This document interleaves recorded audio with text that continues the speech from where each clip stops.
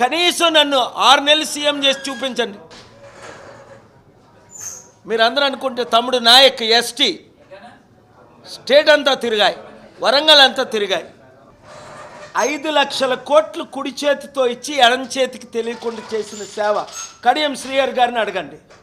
ఇంక వరంగల్లో ఎవరున్నారు? వివేక్ వరంగల్ V6. అసలు వరంగల్లో ఇప్పుడు ఎవరున్నారు నాయకులు? ఒక నాయకు ఉండేవాడు, ఎస్టీ తరపున ఒక ఎంపీ నాయకు ఉండేవాడు, ఉన్నాడా? చనిపోయాడు. మరి మీ మక్కుని చూసిన Balaram Nayak, thank you brother. Balaram Nayak మొన్న వచ్చాడు నా సమిట్కి.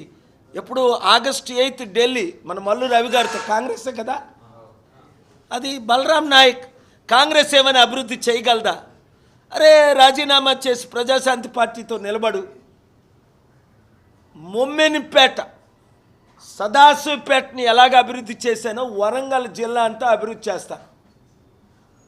మాట్లాడతారు వాళ్ళు, పనులు చేసాం మనం. రావయ్యా, నేనేం కొట్టను.